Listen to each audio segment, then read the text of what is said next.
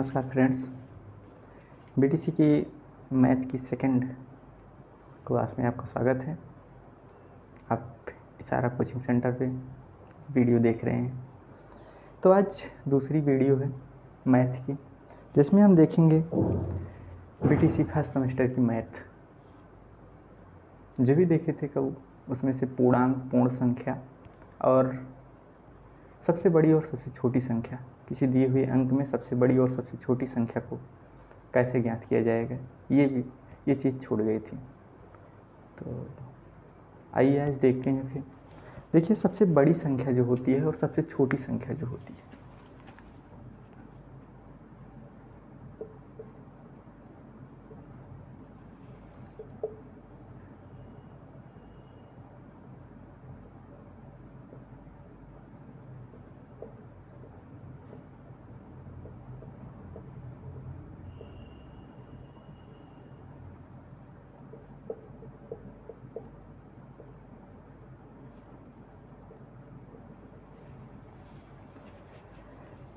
जी देखते हैं सबसे बड़ी संख्या क्या होती है। अगर किसी दिए हुए अंक में सबसे बड़ी संख्या हमें ज्ञात करना है, सबसे बड़ी संख्या ज्ञात करनी है और सबसे छोटी संख्या भी ज्ञात करनी है। सबसे छोटी संख्या, सबसे बड़ी और सबसे छोटी संख्या ज्ञात करनी है। कोई नंबर दिया गया है, उसमें सबसे बड़ी और सबसे छोटी संख्या ज्ञात करनी है। तो हम क्या करेंगे, सबसे बड़ी संख्या ज्ञात करनी है तो हम उसे अवरोही क्रम में रखेंगे, और सबसे छोटी संख्या ज्ञात करना है तो हम उसे आरोही क्रम में। आरोही और अवरोही क्या होता है? आरोही होता है कि छोटे से बढ़ते क्रम, और अवरोही जो होता है, अवरोही वह होता है घटते क्रम, बड़े से छोटे की तरफ। जैसे अवरोही में यहाँ 10 आएगा, फिर 9 आएगा, फिर 8 आएगा, ये अवरोही है। और आरोही 8 फिर 9 फिर 10, इस प्रकार से आएगा। ये ऊपर को बढ़ता जाएगा, इंक्रीज होता जाएगा, और इसमें डिस्क्रीज होता जाएगा, घटता जाएगा। तो ये आरोही और अवरोही जब जानेंगे तभी हम इसको जान सकते हैं। तो छोटी संख्या में आरोही का प्रयोग होता है और बड़ी संख्या में अवरोही का प्रयोग होता है। तो इसमें जो है छोटी संख्या में, यहाँ पे हम परिभाषा इसकी क्या देंगे कि शून्य को छोड़कर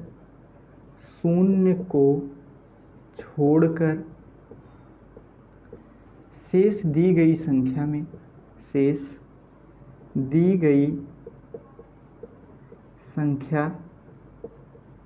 को बाएं से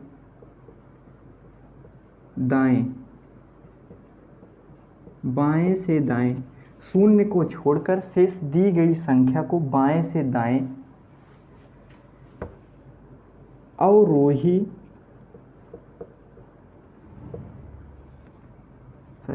आरोही रहेगा यहाँ पे, आरोही ब्रैकेट में बढ़ते क्रम में रखेंगे।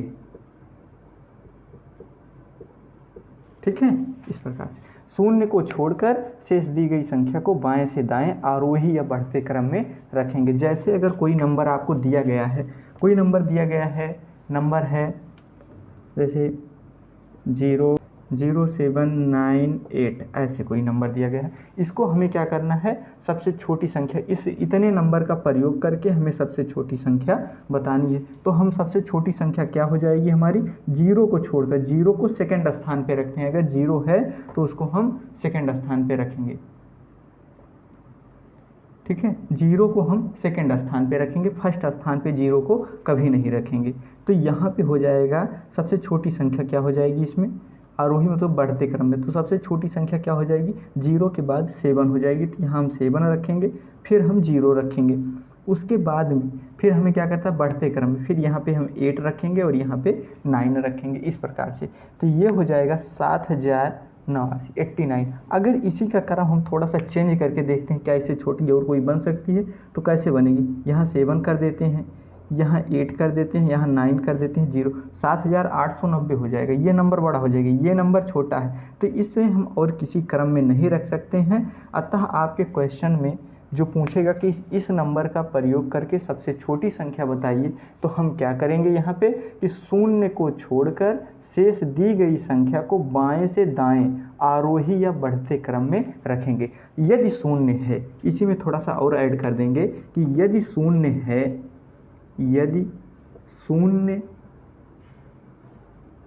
है तो उसे सेकंड स्थान पे, दूसरे स्थान पर रखेंगे। अच्छा, कुछ कह रहे होंगे कि अगर दो बार शून्य आ जाएगा, अगर दो बार शून्य आ जाएगा भैया तो भी हम यही करेंगे 7 0 0 8 9, इस प्रकार से करेंगे, ठीक है ना। तो उसमें कोई दिक्कत की बात नहीं है, इस प्रकार से हो जाएगा सबसे छोटी संख्या अगर कोई नंबर दी गई है तो। बाकी तो आप सबसे छोटी संख्या जानते ही हैं, सबसे छोटी संख्या क्या होती है, जैसी संख्या सबसे छोटी संख्या, ठीक। 3 अंकों की सबसे छोटी संख्या अगर हमें ज्ञात करना है तो 2 बार हम क्या करेंगे, यहाँ पे 0 रखेंगे, उसके बाद 1 रख देंगे, ये 3 अंक, 1 2 3 अंक हो जाएंगे इस प्रकार से, और सबसे छोटी संख्या ये बन जाएगी। अगर 3 अंकों की सबसे बड़ी संख्या, 3 अंकों की सबसे बड़ी संख्या की बात किया जाए तो बड़ी संख्या क्या हो जाएगी हमारी, 3 टाइम्स 9 9, ये हो जाएगी 3 अंकों की सबसे बड़ी संख्या और ये 3 अंकों की सबसे छोटी संख्या। इस प्रकार से अगर कोई नंबर दिया गया है तब ये प्रयोग होगा क्या, शून्य को छोड़कर शेष दी गई संख्या को बाएं से दाएं आरोही या बढ़ते क्रम में रखेंगे। यदि शून्य है तो उसे दूसरे स्थान पर रखेंगे, दूसरे मतलब आगे से दूसरे स्थान पे, बाएं से दूसरे स्थान पे, ठीक है ना, उसे बाएं से दूसरे स्थान पे रखेंगे। उसे यहाँ से अगर कन्फ्यूजन हो थोड़ा सा यहाँ ऐसे करते हैं, बाएं से दूसरे स्थान पर रखेंगे। आइए देखते हैं अब 3 अंकों सबसे बड़ी संख्या, दी गई संख्या में सबसे बड़ी संख्या ज्ञात करना। किसी दिए हुए संख्या में सबसे बड़ी संख्या हम कैसे ज्ञात करेंगे, कुछ नहीं करना है, उसमें भी जो भी नंबर हमें दिया होगा उसे हम बाएं से दाएं ही रखेंगे, उसका क्रम जो है बाएं से दाएं होगा। तो यहाँ पे हम इसकी परिभाषा देंगे, दी गई संख्या को बाएं से दाएं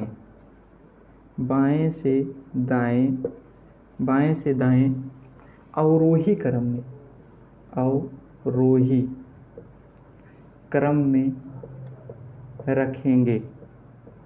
रखेंगे। बाएं से दाएं अवरोही क्रम में रखेंगे, यानी कि घटते क्रम में रखेंगे, ठीक है ना। और यदि अंकों में शून्य भी दिया हो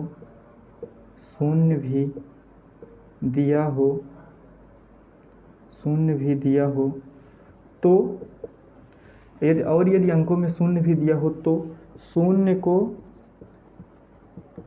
सबसे दाएं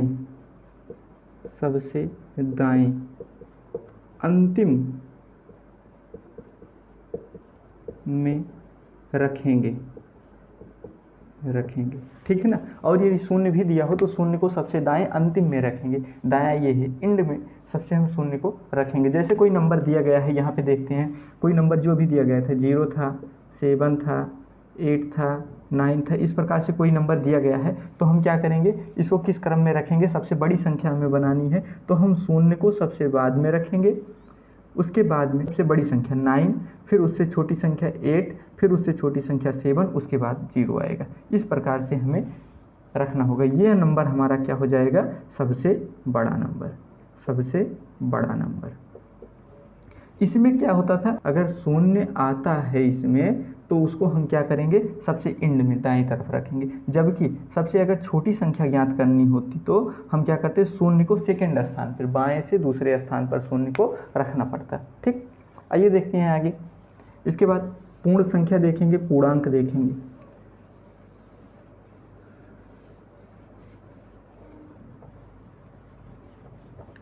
आइए पूर्ण संख्या और पूर्णांक को देखते हैं। पूर्ण संख्या में क्या हो जाएगा हमारा, देखिए पूर्णांक की परिभाषा हम देखते हैं। पूर्णांक में क्या होता है कि सभी पूर्ण संख्याएं, यहाँ पे हम देखते हैं पूर्णांक पूर्णांक में क्या होता है कि सभी पूर्ण संख्याएं होती हैं, सभी पूर्ण संख्या होती है, उसके साथ और क्या होता है, ऋणात्मक संख्या भी होती है। जैसे ऋणात्मक संख्या भी होती है। सभी पूर्णांक। अच्छा, पूर्ण संख्या क्या होती है? पूर्ण संख्या जो होती है, ये पूर्ण संख्या देखते हैं। पूर्ण संख्या जो होती है ये क्या होती है? पूर्ण संख्या। पूर्ण संख्या में जैसे जितनी भी प्राकृतिक संख्याएं होती हैं, जितनी, ऐसे सभी प्राकृतिक संख्याएं, सभी प्राकृतिक संख्या के साथ अगर हम शून्य को भी ऐड कर दें, सभी प्राकृतिक संख्याओं के साथ अगर हम शून्य को भी ऐड कर देते हैं तो हमारी क्या हो जाती है? पूर्ण संख्या बन जाती है। प्राकृतिक संख्याएं हम जानते हैं कि देखिए, शून्य यहाँ रख देते हैं, उसके बाद 1 2 3 4 ऐसे इनफाइनाइट, ये सारी संख्याएं क्या होती हैं? ये इतनी जो हैं ये प्राकृतिक संख्या है, हम से डिनोट करते हैं। ये प्राकृतिक संख्या के साथ अगर हम शून्य को भी रखते हैं तो वो हमें पूर्ण संख्या देती है। और सभी पूर्ण संख्या, अब पूर्ण संख्या में यानी कि 0 से शुरू हो जाएगा, ये 0 से 1 2 3 4 ऐसे जाएगा इनफाइनाइट तक। उसके साथ में अगर हम ऋणात्मक संख्या जैसे जो होता है, यहाँ पे 0 होता है, 0 से आगे बाईं तरफ जो संख्याएं होती हैं, जैसे ये संख्या होती है -1 -2 -3 dot dot dot dot dot ऐसे इनफाइनाइट तक जाता है। और इधर जो होता है 1 2 3 ऐसे इनफाइनाइट, ये धनात्मक है और ये ऋणात्मक है। इसके सामने कोई चिन्ह नहीं दिया गया, ये धनात्मक संख्या होगी और ये ऋणात्मक संख्या होगी। तो ऋणात्मक और धनात्मक संख्या के साथ शून्य भी है तो उसे क्या कहेंगे? हम पूर्णांक कहेंगे। ये हो जाएगा। उसके बाद माइनस में 1 माइनस में 2 माइनस में 3 ऐसे ये भी इनफाइनाइट तक हो जाएगी। तो ये सारी संख्याएं क्या हो जाएंगी? हमारी पूर्णांक हो जाएंगी। तो पूर्णांक हम एक सेंटेंस में हमें परिभाषा देनी होगी कि पूर्णांक की परिभाषा क्या होती है। तो पूर्णांक की परिभाषा हम इस प्रकार कहेंगे कि सभी पूर्ण संख्या के साथ अगर हम ऋणात्मक संख्या को ऐड कर देते हैं, मतलब पूर्ण संख्याएं और ऋणात्मक संख्याएं दोनों को, ये मिश्रण को ही हम क्या कहते हैं? पूर्णांक कहते हैं। और अगर पूर्ण संख्या पूछी जाए तो सभी प्राकृतिक संख्याओं के साथ अगर शून्य भी ऐड हो जाता है, यानी कि शून्य और सभी प्राकृतिक संख्याओं के मिश्रण को हम पूर्ण संख्या कहते हैं। इस प्रकार से हमारी पूर्ण संख्या और पूर्णांक बन जाएगा। प्राकृतिक संख्याएं आपको पता है कि 1 से शुरू होकर अनंत तक जाती हैं, वो हमारी क्या होती हैं? पूर्ण प्राकृतिक संख्याएं होती हैं। ठीक है, आइए देखते हैं आगे। संक्रियाएं, ये गुणा और भाग की दोनों की संक्रियाएं और गुणा के परगुण क्या होते हैं, भाग के परगुण क्या होते हैं, इसी विषय में हम यहाँ पे देखेंगे। तो अभी तो हमने देखा कि पूर्ण संख्या, अब पूर्ण संख्या के परगुण देखते हैं। जैसे अभी हमने देखा क्या? पूर्ण संख्या देखा। पूर्ण संख्या हमारी क्या होती है कि सभी नेचुरल नंबर और उसके साथ में 0 शून्य, इसी को हम क्या कहते हैं? पूर्ण संख्या कहते हैं। अब पूर्ण संख्या के परगुण देखते हैं।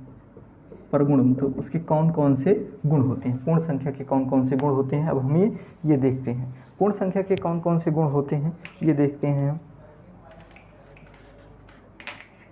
पूर्ण संख्या के कौन कौन से गुण होते हैं तो ये देखते हैं। गुणन का संवरक नियम, आइए हम देखते हैं क्या कि इसमें एक होता है गुणन का संवरक प्रगुण। गुणन का संवरक प्रगुण नंबर 1। संवरक प्रगुण में क्या होता है? इसमें होता है कि अगर दो संख्याएं, यदि दो संख्याएं, इसकी परिभाषा जो दी गई है वो क्या दी गई है कि यदि दो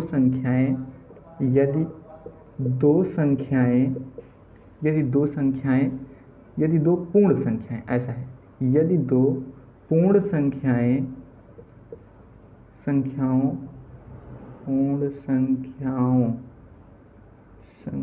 यदि दो पूर्ण संख्या को गुणा किया जाए तो प्राप्त गुणन पूर्ण संख्या होगा। जैसे ए और बी क्या है? पूर्ण संख्याएं हैं। a गुणे b किया जाए तो जो इसका c आएगा वो c क्या हो जाएगी, एक पूर्ण संख्या होगी, एक पूर्ण संख्या होगी। यदि a और b पूर्ण संख्या है तो उनको गुणा करने पर जो c आएगा वो भी एक पूर्ण संख्या ही होगी। ये हो जाएगा गुणन का समवर्ग प्रगुण। यदि दो पूर्ण संख्या जैसे एक पूर्ण संख्या a है और दूसरी पूर्ण संख्या b है और इन दोनों को गुणा किया जाएगा तो जो हमें आंसर आएगा वो भी हमारा क्या हो जाएगा, एक पूर्ण संख्या ही होगी, c भी एक पूर्ण संख्या ही होगी। ये गुणन का प्रथम प्रगुण था, गुणन का समवर्ग प्रगुण जिसे कहा गया। आते हैं देखते हैं दूसरा प्रगुण गुणन का।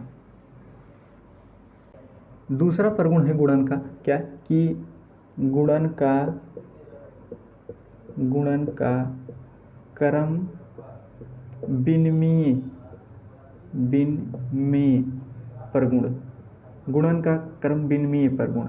गुणन के क्रम विनिमय प्रगुण में क्या हो जाएगा हमारा, इसमें भी कुछ नहीं करना है, वही कहा गया है कि इसके नियम में क्या कहा गया है कि यदि दो पूर्ण संख्याएं हैं, यदि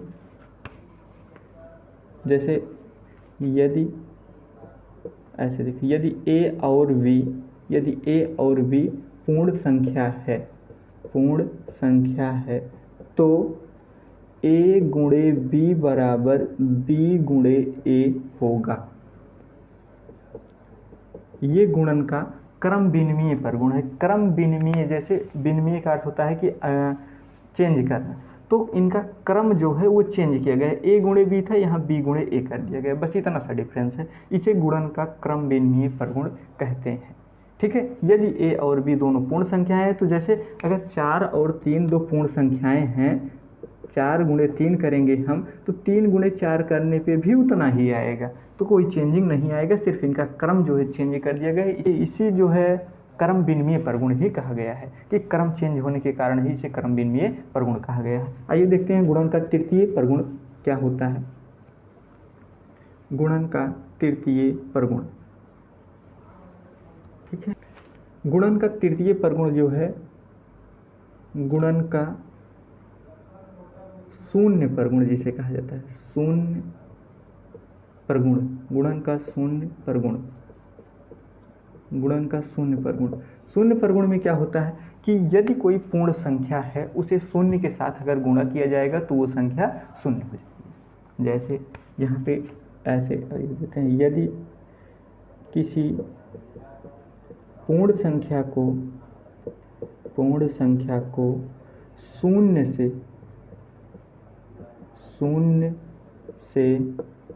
गुणा करते हैं, शून्य से गुणा करते हैं तो वह संख्या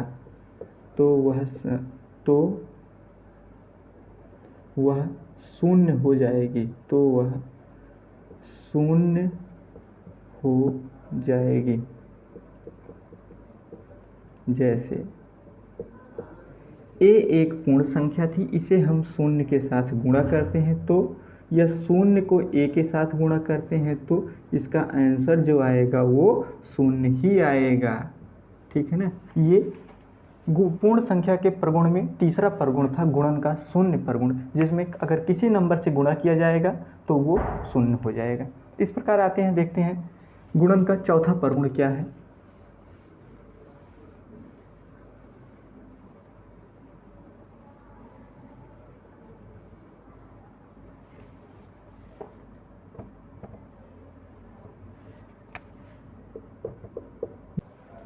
जी, चौथा प्रगुण जो गुणन का दिया गया है, ये पूर्ण संख्या का चौथा प्रगुण है गुणन का तत्समक प्रगुण। गुणन का तत्समक प्रगुण। गुणन के तत्समक प्रगुण में क्या कहा जाता है कि कोई किसी चीज़ का अगर तत्समक, जैसे गुणन में किसी नंबर का तत्समक पूछा जाता है कि इसका तत्समक क्या होगा, तो उसका होता है एक को किसी संख्या के साथ गुणा करने पर, यहाँ पे ऐसे करेंगे, एक को किसी पूर्ण संख्या से गुणा करने पर उसका तत्समक प्राप्त होता है। उसका तत्समक प्राप्त होता है। जैसे ए एक पूर्ण संख्या है, जैसे ए एक पूर्ण संख्या है और इसको हम एक के साथ गुणा करेंगे या एक को ए के साथ गुणा करेंगे तो हमें ए ही आएगा और ए क्या हो जाएगा, उसका तत्समक हो जाएगा। ठीक है ना, एक गुणे ए करने पर उसका तत्समक आएगा। किसी संख्या का तत्समक एक से गुणा करने पर उसका तत्समक आ जाएगा। ठीक, आते हैं देखते हैं गुणन का पांचवा प्रगुण जो दिया गया है। गुणन के पांचवें प्रगुण के विषय में हम देखते हैं। गुणन का साहचर्य प्रगुण, साहचर्य प्रगुण, आइए देखते हैं गुणन का साहचर्य प्रगुण क्या होता है। पूर्ण संख्या का ये पांचवा प्रगुण है, गुणन का साहचर्य प्रगुण। गुणन के साहचर्य प्रगुण में कुछ नहीं किया जाएगा, इसमें भी इसका एक कुछ नियम है। जैसे नियम क्या है इसका कि ए बी और सी तीन पूर्ण संख्याएं हैं। ए बी और सी तीन पूर्ण संख्याएं हैं तो ए गुणे वी और ब्रैकेट के बाहर गुणे सी बराबर यहाँ बी गुणे सी ब्रैकेट के बाहर गुणे ए, या इसी को हम कर सकते हैं सी ब्रैकेट में कर सकते हैं सी गुणे ए ब्रैकेट के बाहर गुणे बी, या इसी को हम कर सकते हैं ए गुणे बी गुणे सी। यही हो जाएगा, इन तीनों का आंसर जो आएगा एक ही आएगा। इसी को गुणन का साहचर्य प्रगुण कहते हैं कि ए गुणे बी ब्रैकेट में रहेगा और गुणे सी रहेगा बाहर। यहाँ पे बी गुणे सी है ब्रैकेट के बाहर ए है, यहाँ सी गुणे ए है ब्रैकेट के बाहर बी है। इस प्रकार से या तीनों को ए बी सी को एक साथ गुणा कर दिया जाएगा तो चारों का आंसर एक ही आएगा। ठीक, ये है गुणन का साहचर्य प्रगुण। आते हैं देखते हैं 6 नंबर पे।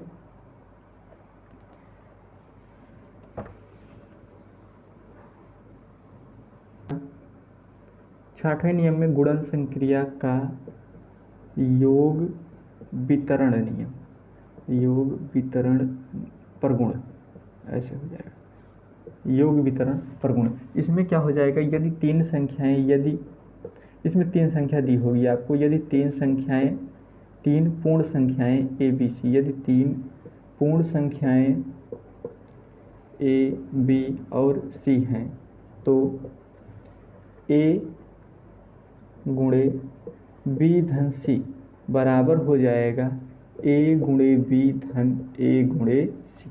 इस प्रकार से हो जाएगा। ये गुणन संक्रिया का योग वितरण नियम है। वितरण कर दिया गया है, इनको इनके साथ, इनका इनके साथ वितरण कर दिया गया है ब्रैकेट को ओपन करके। इस प्रकार से हम बार बार करते हैं, हमें पता नहीं होता किस नियम के अनुसार करते हैं, तो हम ये आज जानेंगे क्या, गुणन संक्रिया का योग वितरण प्रगुण के अनुसार इस नियम को हम ऐसे ओपन करते हैं। इस ब्रैकेट को हम हटा के इस प्रकार से गुणा करते हैं। आगे देखते हैं, योग के बाद इसमें आता है घटाने का।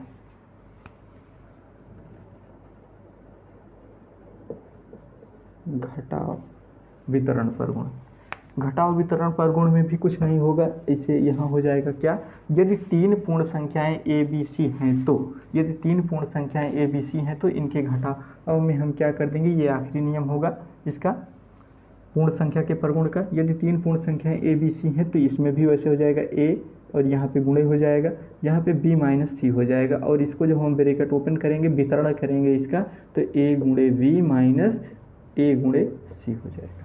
ये हो जाएगा गुणन संक्रिया के घटाव का वितरण प्रगुण। आइए देखते हैं हम फिर पूर्ण संख्या के भाग प्रगुण। अब हम देखेंगे क्या, पूर्ण संख्याओं के भाग प्रगुण। अभी तक हमने देखे पूर्ण संख्याओं के गुणन का प्रगुण। गुणन के प्रगुण में जो है क्या हुए थे कि 7 प्रगुण आए थे हमारा। अब देखेंगे हम भाग का प्रगुण। भाग के प्रगुण में हम देखेंगे क्या हो जाएगा, पूर्ण संख्याओं के भाग के प्रगुण में 5 प्रगुण दिए गए हैं। हम नंबर 1 प्रगुण देखते हैं। जैसे वहाँ पे गुणन का संवरक प्रगुण था, वैसे यहाँ पे भाग का संवरक प्रगुण है। भाग का संवरक प्रगुण है। भाग का संवरक प्रगुण में हम क्या करेंगे कि जैसे कोई दो पूर्ण संख्याएं दी गई हैं उनको हम भाग करेंगे। अगर भाग करने पे हमें पूर्ण संख्या प्राप्त होती है तब तो वो संवरक प्रगुण है, अन्यथा वो संवरक प्रगुण के नियम का पालन नहीं कर रही है। तो यहाँ पे इसमें होता क्या है कि दो पूर्ण संख्याओं को ऐसे करेंगे, दो पूर्ण संख्याओं को भाग देने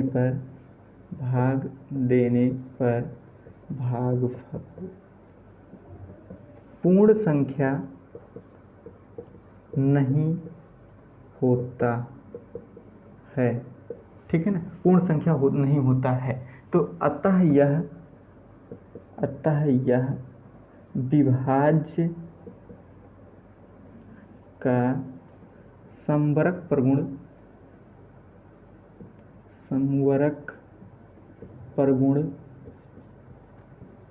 का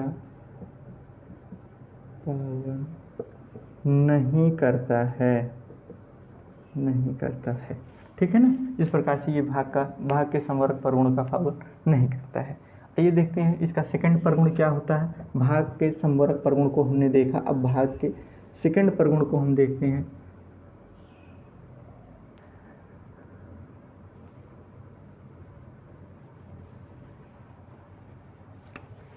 सेकंड में देखते हैं शून्य से भाग का प्रगुण, ठीक है ना।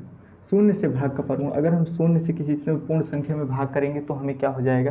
देखिए पूर्ण संख्याएं जो हैं, अभी आपने देखा था पूर्ण संख्याओं में क्या जीरो भी आता है, और अगर हम शून्य से शून्य में ही भाग दें या हम 10 में शून्य से, अतः यहाँ पे क्या हो जाएगा कि इसको परिभाषित नहीं किया जा सकता है, परिभाषित नहीं किया जा सकता है, परिभाषित नहीं किया जा सकता है, नहीं किया जा सकता है।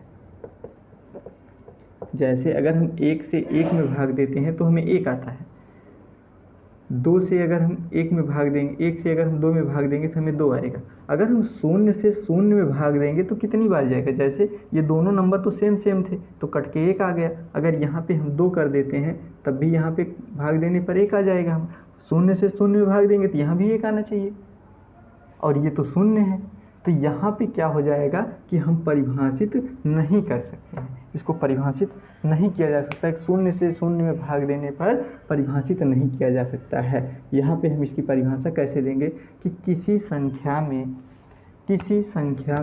पूर्ण संख्या को शून्य से भाग देने पर वह परिभाषित नहीं की जा सकती है, नहीं की जा सकती है, ठीक है ना। वह परिभाषित नहीं किया जा सकता है, कुछ भी आ सकता है उसका मान, ठीक है। किसी पूर्ण संख्या को शून्य से अगर हम भाग देते हैं तो उसको परिभाषित नहीं कर सकते हैं कि क्या इसका आंसर आएगा, इसको हम बता देंगे कि ये परिभाषित नहीं किया जा सकता है। गुणन के पूर्ण संख्याओं के भाग के प्रगुण में थर्ड नंबर क्या दिया गया है, इसको देखते हैं।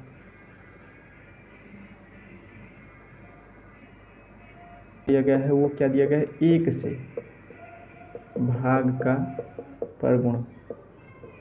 1 से भाग के प्रगुण में क्या हो जाएगा, अगर 1 से किसी पूर्ण संख्या को भाग दिया जाएगा तो क्या हो जाएगा, इसमें कहेंगे कि 1 से किसी पूर्ण संख्या में भाग देने पर भागफल वही प्राप्त होगा। 1 से अगर 1 से हम 2 में 1 से भाग देंगे तो 2 ही आएगा। 3 से हम 1 से 3 में भाग देंगे 3 ही आएगा। तो हमें जो नंबर दिया रहेगा वही नंबर हमें प्राप्त हो जाएगा, ठीक है। इस प्रकार से आते हैं, देखते हैं इसके चौथे प्रगुण में। चौथा प्रगुण इसका क्या है,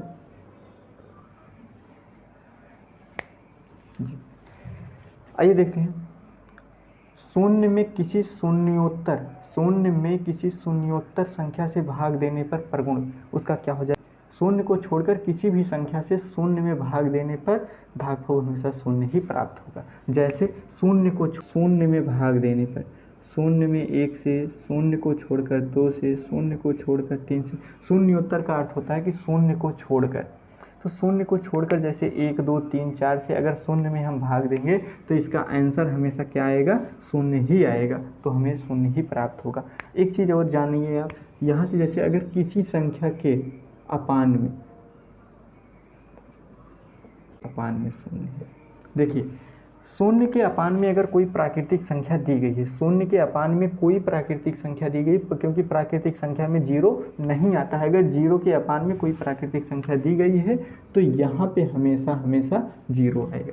और अगर किसी प्राकृतिक संख्या के अपान में जीरो दिया गया है तो हम इसको परिभाषित नहीं कर सकते हैं। किसी प्राकृतिक संख्या के अपान में अगर जीरो दिया गया है, जीरो से उसमें भाग दिया जाएगा तो उसको हम परिभाषित नहीं कर सकते हैं कि इसका मान कितना आएगा। इस प्रकार से आपने देखा शून्य में किसी शून्योत्तर संख्या से भाग देने का प्रगुण। आगे देखते हैं,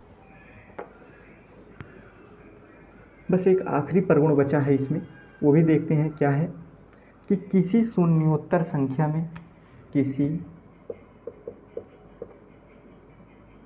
ऐसे इसका प्रगुण का जो नाम है वो दिया गया है कि शून्योत्तर संख्या में उसी संख्या से भाग का प्रगुण। ठीक है, अगर किसी शून्योत्तर संख्या में, इसकी परिभाषा ऐसे देंगे, किसी शून्योत्तर पूर्ण संख्या में उसी शून्योत्तर पूर्ण संख्या से भाग देने पर हमेशा एक आएगा, हमेशा एक ही प्राप्त होगा। शून्योत्तर, शून्य को छोड़कर जैसे 1 2 3 ऐसे कुछ भी नंबर दिया गया है, तो इस प्रकार की अगर हम इसमें इसी संख्या से भाग देते हैं तो हमें क्या आएगा, हमेशा एक ही आएगा। इस प्रकार से आपने देखा, क्या देखा कि शून्य पूर्ण संख्याओं में के प्रगुण में आपने देखा गुणन का प्रगुण और भाग का प्रगुण, आपने दोनों देखा है, गुणन का प्रगुण और भाग का प्रगुण। शून्य संख्याओं में, पूर्ण संख्याओं में पूर्ण संख्या पूर्णांक देखा, संख्याओं के बढ़ते क्रम और घटते क्रम में लिखने की सबसे बड़ी संख्या और सबसे छोटी संख्या देखा आपने। Thank you. जय।